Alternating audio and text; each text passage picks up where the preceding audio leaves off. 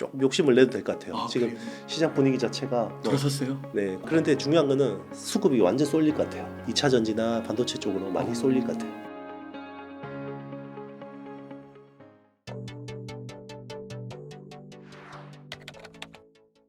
그래서 또 한편으로는 이게 그 미국판 갤럭시 S24에는 스냅드래곤만 들어가고요.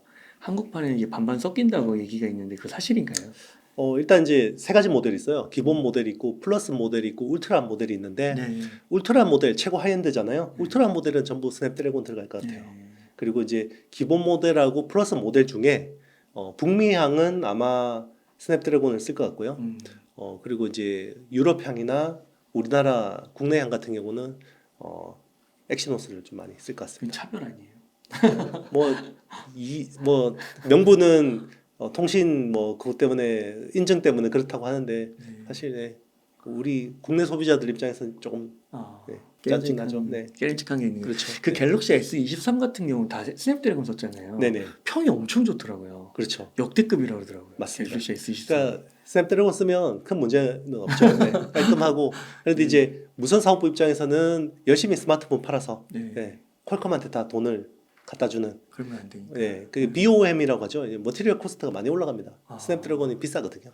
아, 그래도 이게 솔직히 네. 솔직히가 아니라 뭐 유튜브에 너무 많이 돌긴 하는데 막 갤럭시 쓰면 아재폰이라고 그러고 네네. 아이폰 밀레니얼 세대들은 다 아이폰 쓴다고 그러고 그런 것들이 혹시나 이제 이런 것에서 하나씩 빌어지는 게 아닌가. 맞아요. 그래서 겉으로는 뭐 방송할 때 보니까 성능 다 비슷비슷하다 아이폰이라 하는데 또 대표님 말씀 들으니까 2년씩이나 격차가 있었구나 이런 거는 처음 들어보는 얘기니까요. 그쵸. 뭐 이게 음. 뭐 잘 이야기를 안 하죠. 아, 그러니까요. 그래도 우리나라 대표 기업으로서 많이 응원을 하게 되는데 네네. 이 공매도 이슈와 또 관련해서 또 힘을 또 한번 받으면 또 너무 좋을 것 같습니다. 네, 그리고 또 질문이 그 미국 정부가 사양이 낮은 AI 칩도 그 중국 수출 금지하면서요 네네. 수출 통제를 이제 강화했더라고요. 네네. 그래서 이 조치가 중국 반도체 업계에는 좀 어떤 영향을 미칠까 궁금합니다. 일단 이제 중국 그 AI 산업을 발전시키는 입장에서는 굉장히 큰 문제가 되죠. 그러니까 지금 이제 생성형 AI, 그러니까 대규모 언어 모델이라고 하는 거는 세 가지 요소가 필요해요. 일단은 컴퓨팅 파워하고 그리고 빅데이터 그리고 이제 모델링인데 사실 이제 LLM의 특징이 사실 컴퓨팅 파워하고 빅데이터만 잘 넣어주면 계속해서 성능이 좋아져요. 오히려 이제 모델링은 사실 상대적으로 좀 덜 중요하거든요. 근데 이제 중국 입장에서는 빅데이터는 계속해서 좋은 빅데이터들이 많죠. 네, 중국에서 엄청 프라이버시를 무시하고 빅데이터를 쫙쫙 뽑아 올라오고 있으니까 그게 이제 컴퓨팅 파워가 문제인데 그동안에는 이제 A100이나 H100 같은 하이엔드 엔비디아 칩을 못 납품하겠고 이제 그러니까 성능을 반절이하로 떨어뜨린 A800이나 H800 같은 거를 사실 그냥 A100이나 H100보다 더 비싸게 팔았어요. 중국에다가. 그런데 이제 그것도 못 팔게 된 거죠. 그리고 엔비디아 칩을 못 사는 중국 업체들이 인텔의 가우디2라는 칩을 많이 썼어요. 네. 그것도 이제 꽤 그래도 쓸만한 칩인데 아마 가우디2도 못 팔게 할 가능성이 높습니다. 그러면 이제 프로세서 수급이 좀 어려워지죠. 중국 입장에서는. 그러면 프로세서 수급이 어려워지면 메모리를 좀 오버스펙을 써야 돼요. 네. 그러면 이제 메모리 쪽에서 오버스펙을 쓰고 HBM 같은 거 많이 쓰겠죠. 그리고 자기들 AI 서버에 최적화된 주문형 메모리를 많이 요구할 겁니다. 그래서 최근에 틱톡의 바이트 댄스가 SK 하이닉스를 방문했거든요. 네. 주문형 메모리 협력 때문에. 네. 그게 아마 이런 맥락에서 있는 게 아닐까 싶어요. 그러니까 고급 프로세서를 못 쓰니까 이제 메모리라도 좀 좋은 걸 써서 성능을 커버하려는 그런 움직임들이 나올 거고 그거는 사실 우리 입장에서는 좀 긍정적인데 또 엔비디아 뭐 그런데 엔비디아한테도 그렇게 큰 영향은 아닐 것 같아요. 왜냐하면 중국에서 이런 뭐 문제가 있지만 당장 애플이 또 자기들 생성형 AI가 너무 늦었기 때문에 또 H100이나 B100 같은 차세대 칩까지 막 쓸어 담으려고 하고 있거든요. 아, 그래요. 네, 왜냐하면 애플은 생성형 AI 쪽이 너무 늦었잖아요. 그렇기 때문에 지금 뒤늦게라도 빨리 그걸 따라잡기 위해서 올해 예산 편성한 게 6.2억 달러 그리고 내년에는 45억 7천만 달러까지 예산을 배정했거든요. 그만큼 지금 이제 애플이 또 엔비디아 칩을 사줄 거기 때문에 그 공백이 금방 메워져요. 네. 아 그렇군요. 네. 그래서 엔비디아 요거 소식 나온 다음에 주가가 400불까지 떨어졌다가 네. 지금 그래도 한 400도 한 4, 50불까지 네. 올라왔더라고요. 그게 이제 애플이 또 그 사진 생성형 보니까. AI, 네, 그거를 이제 H100하고 그러니까 AI 서버를 2,000대, 3,000대 이제 추가로 조달하기로 했고, 그리고 이제 내년에 원래 4Q에 나오기로 했던 B100이라는 칩, 블랙웰이라는 칩을 이제 내년 2Q로 땡겼죠, 엔비디아가. 네. 왜냐면 지금 이제 워낙 수요는 폭증하는데 공급이 안 되기 때문에 제품 이제 출시 사이클을 이제 앞당기는 거예요, 계속. 네. 그래야 이제 어느 정도 수요를 맞출 수 있기 때문에 네. 그런 것들은 H100은 지금 80GB 수준의 HBM만 쓰는데 B100 같은 경우는 192GB를 써요. 네. 그러면 2.4배가 늘거든요. 그러면 이거는 또 HBM 수요에는 오히려 또 긍정적입니다. 네. 이 반도체는 앞으로 계속 좋을 수밖에 없겠네요. AI 반도체는 그럴 것 같아요. 그럼 거기에 대장주는 네, 그렇죠. 엔비디아. 그리고 이제 내년에는 레거시 수요 쪽도 꽤 반등을 할 거기 때문에 올 상반기 사실 그 투자 아이디어가 아마 내년에 벌어질 가능성이 높아요. 네. 그러니까 전통 수요의 회복과 AI 반도체의 중첩.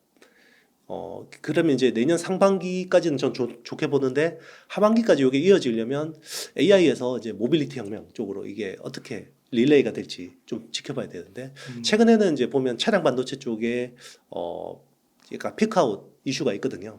온세미컨덕터가 굉장히 쇼크를 내고 실적 쇼크를 내고 이런 부분들을 보면 요게 어떻게 보면 한 단계 점프하기 위해서 웅크리는 건지 아니면 내년에도 요 자동차 쪽 수요가 이렇게 약간 안 좋을 건지 요건 좀 지켜봐야 될 것 같습니다. 그래서 내년 하반기는 좀 내년 상반기 지나가면서 좀 전망을 봐야 될 것 같아요. 그러니까 AI는 거품으로 보시는 게 아니네요.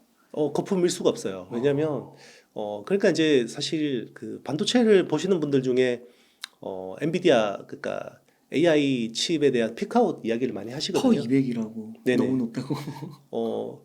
근데 지금 포워드 그거 맞아요. 보면 아마 30배 수준으로 맞아요. 갑자기 확 떨어져요. 네. 왜냐하면 그만큼 실적이 나와주고 있거든요. 네. 그런데 이제 중요한 거는 우리가 이제 AI가 언어만 배우면 끝이라고 생각할 수도 있는데요. 언어만 배워서 AI가 끝이 나지 않아요. 그러니까 학습에 대한 수요가 언어에만 있지 않다라는 거죠.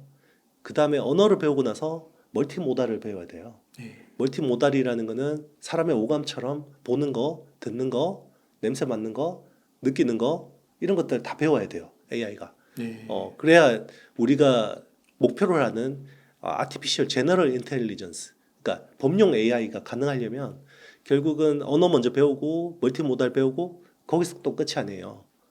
운동을 배워야 됩니다. 어떻게 움직이는지. 그것도 데이터 트레이닝이 필요하거든요. 근데 이제 중요한 거는 언어만 배워도 서비스는 많이 나올 거예요. 그래서 추론 쪽으로 많이 오고 그 추론이 서비스하고 붙으면서 온 디바이스 AI 시장을 좀 화랑을 일으키는 거거든요. 네. 그렇다고 해서 데이터 트레이닝 수요가 줄어드는 건 아니에요. 네. 네. 그렇군요. 그래서 엔비디아는 거품이 아니다. 그렇죠. 앞으로의 미래가 더 기대된다. 이제 다만 이런 부분은 있어요. 이제 주식적인 관점에서 보면 그동안에는 AI 반도체 그러면 거의 90%가 엔비디아 칩이었는데 이제는 일부 마켓 셰어를 내주는 거죠. 네. 온 디바이스 AI 쪽에서. 뭐 그리고 AMD나 이렇게. 맞습니다. 그런 쪽으로 좀 내주는 거고, 그리고 이제 생성형 AI 쪽, 그 서버 쪽에서도 일부 이제 마켓 셰어를 AMD나 주문형 반도체 쪽에 좀 내줄 수도 있죠. 그렇다고 해서 뭐 엔비디아의 성장세 꺾이고 그럴 것 같진 않아요. 그렇군요. 네. 애플이 또 이렇게 대량 구매를 해주는 거군요. 그럼요. 네. 네. 그러면 중국이 그 엔비디아의 그 저사양 낮은 AI 칩을 이제 수입하지 않으면요. 그리고 아까 그 메모리 쪽으로 이렇게 뭐 SK 하이닉스나 이런 쪽으로 해서 좀 더 고급화 전략으로 갔는데 그런 전략은 그 성공 가능성은 좀 어떻게 보세요? SMIC가 7나노 성공한 것처럼 뭐 네. 어떻게든 해낸다. 뭐 결과물은 나올 것 같아요. 그러니까 그냥 이제 PC용 그래픽 카드 있죠. 네. 그런 거 이어 붙여가지고 어. 메모리 하고 해서 어떻게든 프랑켄슈타인 같은 어떤 시스템을 만들긴 할 거예요. 네. 네, 중국은 어쨌든 일반 자본주의 국가에서는 그렇게 할 수 없지만 중국은 어쨌든 정부가 자금을 대주면 어떻게든 또 만들어낼 거거든요. 네. 그렇군요. 그 이번에 애플 아이폰 15 시리즈가 출시가 됐는데 이게 중국 시장에서 화해에 밀려서 이제 1위 자리를 내줬다고 하더라고요. 네. 이건 어마어마한 사건 같은데 어떻게 생각하세요? 그렇죠. 이제 우리가 그동안에 이제 어떤 투자 아이디어 측면에서 이게 애플하고 테슬라는 약간 논외로 쳤잖아요. 그러니까 경기가 좋지 않더라도 프리미엄 수요는 상대적으로 덜 영향을 받기 때문에 상대적으로 괜찮을 거다라고 했는데 그 아이디어가 깨진 거죠. 그러니까 이제 화웨이가 거의 몇 년 만에 프리미엄 스마트폰으로 이제 귀환을 하고 이게 또 애국 소비 열풍까지 또 막 이렇게 불러일으키니까 이게 초반에 그냥 바짝 이렇게 하다가 마는 건지 아니면 지속될지는 좀 지켜봐야 되겠지만 어쨌든 화웨이 이펙트가 꽤 큰 것 같습니다. 그래서 애플이 전년 대비해서 한 5% 정도 중국에서 판매량이 좀 빠지는 것 같아요. 네, 그거는 영향이 있는 것 같고 그리고 이제 우리한테 또 긍정적인 부분도 있어요. 어떤 부분이 있냐면 화웨이가 그동안 침체돼 있던 중국 내수 스마트폰 시장을 또 막 움직이고 있어요. 그동안에는 샤오미, 오포, 비보 같은 업체들이 딱 그냥 자기들이 내수 시장 먹고 이제 중저가 시장 장악하면서 이렇게 그 재고가 굉장히 많이 줄어도 그냥 계속해서 이렇게 버텨왔잖아요. 근데 화웨이가 막 이제 고급 부품 수요들을 막 땡기니까 지금 뒤늦게 샤오미, 오포, 비보 같은 업체들도 부품 리스토킹을 많이 하고 있어요. 그러니까 최근에 모바일 쪽에 반도체 수요가 빨리 올라오는 측면들이 그런 영향이 있는 거예요. 화웨이 이펙트가 있다고 봅니다. 그게 성능이 막 엄청 떨어지는 거라면은 네. 이렇게까지는 안 할 것 같은데 그래도 성능이 좀 나오나 보네요. 아이폰보다는 못하죠. 네, 근데 아이폰이 한 3년 전 모델, 그러니까 AP 성능으로 보면 한 아이폰 12, 요 정도 성능은 나오는 것 같고요. AP는 통신 칩, 5G 칩 통신 속도는 최신 아이폰하고 비슷해요. 와. 네, 화웨이가 사실 통신 칩 쪽으로는 설계 능력이 굉장히 뛰어나거든요. 그러니까 못 쓸 정도는 아닌 거죠. 거기에다가 이제 애국 소비라는 MSG 하는 스푼 다 하면 충분히 많이 팔리는 거죠. 국뽕 마케팅 맞습니다. 이런 것까지. 아 그렇군요. 그러니까 옛날에는 되게 샤오미, 오포, 비보 이런 얘기 많이 들었던 것 같은데 한순간 싹 사라진 것 같아요. 그렇죠. 2016년만 해도 중국 내수 스마트폰 시장이 5억 대였어요. 근데 작년 2억 7천만 대거든요. 거의 반토막 났죠.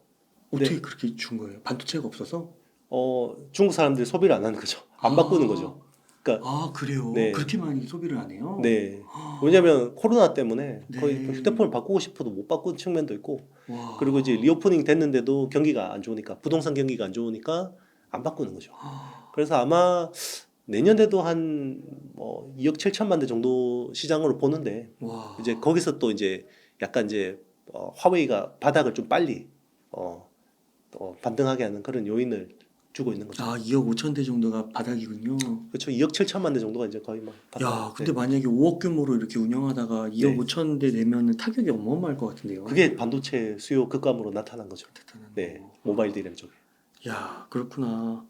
네. 그러면은 아까 좀 말씀 중에 생성형 AI 열풍으로 이 칩 공급 부족이 심각해졌다고 말씀하셨잖아요. 네네. 그러면서 글로벌 빅테크들이 자체 설계 AI 칩 개발에 막 뛰어들고 있는데 이런 게 좀 한국 반도체 산업에는 어떤 영향을 미치지 않을까요?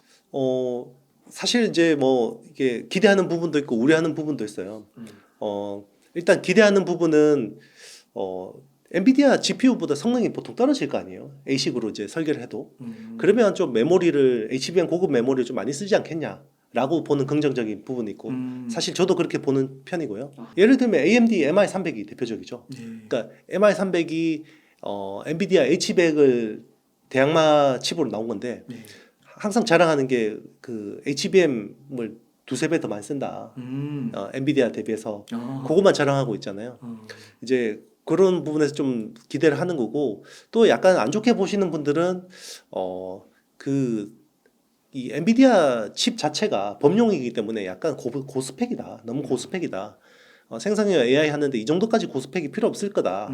그래서 ASIC이 어느 정도 좀 다운되고 HBM도 오히려 좀 고급 HBM보다는 좀 성능 떨어지는 HBM 같은 거 쓰지 않을까. HBM2E나 뭐 그런 이야기를 하시는 쪽도 있는데요. 제가 봤을 때는 전자 쪽에 무게를 두고 싶어요. 네. 전자면은 네. 엔비디아. 그렇죠. 그 엔비디아 칩 성능을 어스비슷하게 내려면 결국 HBM을 더 많이 쓰는 수밖에 없을 겁니다. 네. 아니 그렇지 않으면 경쟁이 안 되잖아요. 네. 그렇군요. 네. 그러면 이 문제로 인해서 네. 엔비디아는 타격을 입는 건가요? 엔비디아가 뭐 사실 그 펀더멘탈로는 크게 타격은 없을 것 같아요. 이제 엔비디아 그 칩 번호 대기표 뽑고 있다가 이제 도저히 못 견뎌서 이제 자체 설계하는 거잖아요. 왜냐하면 H100이 원래 주문해서 인도받는 시점이 40주였거든요. 근데 최근에는 50주로 늘었어요, 오히려. 예. 근데 피크아웃 실 수가 없죠. 계속해서 수요가 많다라는 거죠. 그리고 엔비디아가 내년 4분기로 예정돼 있던 B100을 왜 2분기까지 당겼겠어요. 그만큼 지금 수요가 많은데 공급을 못 해주니까 그런 것들을 빨리 매칭해주기 위해서 신제품 출시 주기를 당기는 거거든요. 그러면 이런 글로벌 빅테크들이 네. 엔비디아 정도로 그 올라갈 수는 없지 않나요? 그렇죠. 엔비디아 수준의 칩을 낼 수 있는 업체는 없어요, 아직까지. 그렇죠. 네. 실제로 일론 머스크도 그 도조 시스템에 들어가는 D1이라는 칩을 TSMC에 대거 주문을 했는데 그 전까지 이야기가 뭐였냐면 엔비디아 칩 수급이 문제 없으면 우리 그냥 엔비디아 칩으로 데이터 트레이닝 하겠다. 심지어 구글도 텐서플로우라는 TPU라는 칩이 있는데 엔비디아 칩 수급만 원활하면 우리 엔비디아 칩으로 하겠다 했는데 다 원활하지가 않잖아요. 그러니까 D1 칩을 양산하는 거고 TPU를 양산하는 거죠. 그러니까 그게 뭐 최선의 선택이라기보다는 차선이니까 하는 거라고 봅니다. 와, 그렇군요. 이게 진짜 얼만큼의 그런 수요가 있는지 이런 빅테크들이 막 돈 더 주고 그냥 쓰겠다고 하는데도 못 사니까 자체로 이렇게 하게 되는 그렇죠. 거군요. 네. 야, 그 지금 뭐 빅테크 업체들이 주머니가 넉넉해서 그런 게 아니라 주머니가 그 홀쭉한데도 불구하고 AI가 최우선 과제이기 때문에 투자를 하는 거고요.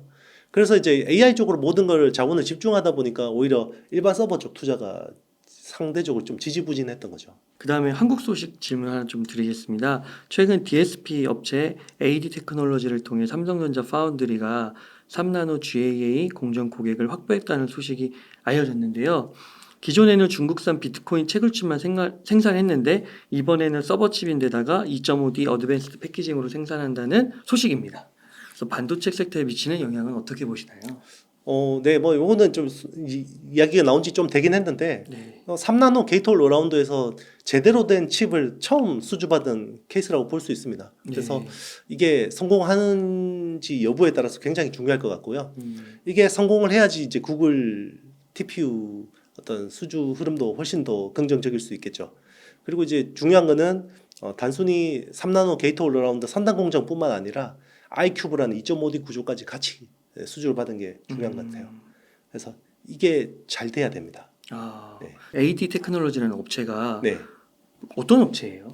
그러니까 칩을 설계하려면 네. 팹리스 업체들이 주는 설계도는 거의 그냥 컴퓨터 프로그래밍 소스 코드처럼 돼 있어요. 네. 근데 이거를 칩으로 레이아웃을 해야 되잖아요. 네. 예전에 뭐 우리 자하고 연필 가지고 이렇게 회로 그리듯이 그거를 그려주는 업체를 디자인 솔루션 파트너스라고 합니다. 네. 그래서 그런 업체들이 DSP라고 하거든요. 아, 네. DSP 업체가 이제 국내 삼성 벤더 쪽에서는 AD 테크놀로지도 있고 가온칩스라는 업체도 있고 코아시아라는 업체도 있어요. 그래서 그런 업체들이 이제 이런 것들을 하는 거죠. 중간에 이제 약간 그 끼어서 중계도 해주고 레이아웃도 해주고 이런 서비스를 하는 겁니다. 그럼 이 AD 테크놀로지에 네. 물건을 맡긴 사람들이 그건 공개가 됐나요? 지멘스가 여기 맡겼습니다. 아. 독일 지멘스. 아, 그래서 이런 게 이제 잘 돼야 네네. 더 큰 고객들로 넘어갈 큰 수가 프로젝트들이 이제 더 잘 될 수 있는 거죠. 아, 사실 뭐 지멘스도 글로벌리 보면 큰 그죠. 업체지만 지멘스의 서버 AI 칩이 메인은 아니잖아요. 그래서 이런 것들이 잘 되면 이제 AMD나 엔비디아도 한번 삼성 파운드리를 검토해 볼 수도 있죠. 아, 그렇군요. 그러면은 이런 거 만약에 소식이 수주를 하게 되면은 그런 거는 실적에 언제쯤 이렇게 반영이 되는 거예요? 근데 이제 개발 기간도 꽤 걸리고요. 아. 이제 공정 개발 기간도 좀 걸리기 때문에 이게 뭐 실제적인 성과가 나타나려면 뭐 1년 6개월 정도는 지나야 되는데요. 이런 것들을 계속 깔리면 이제 꽤 개발 쪽의 분위기가 좋은가 보다 이렇게 생각할 수 있는 거죠.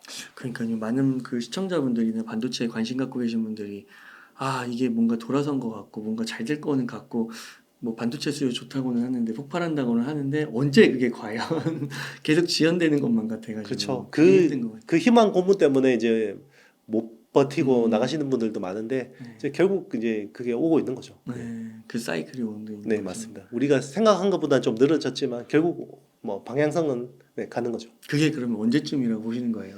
지금입니다, 지금. 지금? 네네. 그러니까 전통 수요는 지금 4분기부터 디램하고 낸드 플래시 가격은 빠른 속도로 올라오고 있어요. 네. 그리고 이런 거는 이제 내년부터 네, 맞습니다. 시작되는 거. 네, 파운드리 쪽은 이제 내년에 좀 긍정적인 모멘텀들이 살아 있습니다. 그러면요, 대표님, 만약 지금 한 1억 정도 여유 자금이 있으면 어떻게 투자를 하시겠나요? 네, 사실은 제가 원고를 드릴 때만 해도 현금 한 20-30% 보유하시죠 이렇게 이야기하려고 했거든요. 네. 지금은 조금 조금 욕심을 내도 될 것 같아요. 지금 그래요? 시장 분위기 자체가 뭐 들어섰어요? 공매도 금지나 양도세 유예나 이런 모멘텀들이 있다 그러면 자기가 평소 좀 잘 알고 있는 종목들 중심으로 해서 조금 연말에 조금 공격적인 성향으로 투자를 해봐도 괜찮지 않을까 생각이 듭니다. 혹시 지수 상단 좀 예측해 볼 수 있을까요? 지수 상단은 뭐 2,600 이상 뭐 뚫고 가기는 쉽지는 않다고 생각해요. 그런데 중요한 거는 수급이 완전 쏠릴 것 같아요. 2차 전지나 반도체 쪽으로 많이 쏠릴 것 같아요.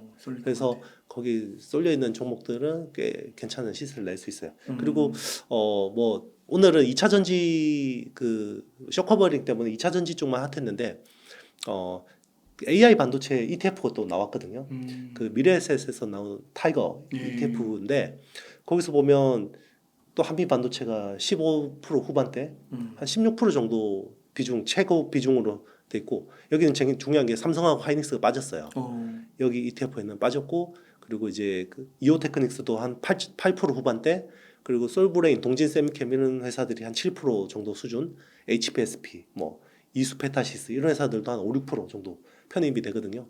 그러면 이런 쪽에 또 수급들이 괜찮아요. 그러면 한미 반도체는 밸류로는 부담스럽지만 또 수급 모멘텀이 있을 수 있고 얼마 전에 기억나시겠지만 그 한토에서 나온 에이스 AI 그 ETF가 삼성, SK하이닉스, 한미반도체가 똑같이 25%씩 편입이 됐었거든요. 네, 나머지 뭐 작은 주식들은 1%대였지만 이런 수급들이 계속 들어올 수 있기 때문에 반도체도 굉장히 긍정적이라고 보고 있습니다. 특히 AI 반도체 쪽은. 그렇군. 소부장도 괜찮은 거군요. 맞습니다. 그래서 뭐 조금 전에 말씀드린 프로세스 케미칼 쪽에 약간 솔브레인이나 동진 세미캠이나 뭐 HPSP, 리노공업 같은 업체들은 좀 더 지금은 기회가 있지 않을까 생각합니다. 그러면 1억 정도 여유 자금으로 네. 투자를 한다면은 네. 이런 반도체 기업들이 한 몇 프로 정도 넣으면 좋을까요? 저는 반도체를 50% 이상 투자할 것 같아요. 50% 이상 투자하고 그리고 이제 나스닥 또 한 30% 정도는 투자를 해놓으면 좋을 것 같아요. 그리고 20%는 이제 본인이 좋아하는 뭐 나머지 섹터들 그 정도로 이렇게 골고루 나눠 담으면 되지 않을까. 지금은 굳이 현금을 보유해야 되겠나 이런 생각이 들어요. 이용수 대표님 혹시 채권 투자 안 하세요? 채권도 조금씩 합니다. 이제 미국 채권, 국채 투자 조금 하는데 시장이 이렇게 가면 주식으로 주식으로 가야 되는. 전환해야 되지 않을까 생각합니다. 네. 오늘도 좋은 말씀 네. 감사드립니다. 그러면 끝으로 시청자님들께 꼭 하시고 싶으신 말씀 있다면 부탁드리겠습니다. 그동안 고생 많이 하셨고요. 일단은 지금 이게 얼마나 이어질지는 모르겠지만 심리가 확 돌아선 건 확실한 것 같아요. 그래요. 정부가 확실하게 이제 의지를 보여줬고 바람의 방향이 바뀌었어요. 그래서 원래 연말에는 대주주 양도세 이슈도 있고 그러기 때문에 좀 조심해서 넘어가자. 보통 이런 게 이제 통상적인 톤인데 그것도 유행이니까. 지금은 어떤 정책 그런 모멘텀들 잘 봐야 될 것 같아요. 실제로 양도세 부분이 되게 중요할 것 같아요. 이게 뭐 영상에 언제 나갈지 모르겠지만 만약에 연말에 양도세가 좀 완화돼서 세팅된다 그러면 시장 한 번 더 환호할 수 있습니다. 네. 감사합니다. 그러면 오늘 대표님 이 정도에서 오늘 인터뷰 마무리하도록 하겠습니다. 이렇게 해서 HSL 파트너스의 이영수 대표님을 모시고 이야기를 나눠봤습니다. 긴 시간 동안 유익한 사이트 많이 나눠주셔서 감사의 말씀드립니다. 오늘 고생 많으셨습니다. 네, 감사합니다.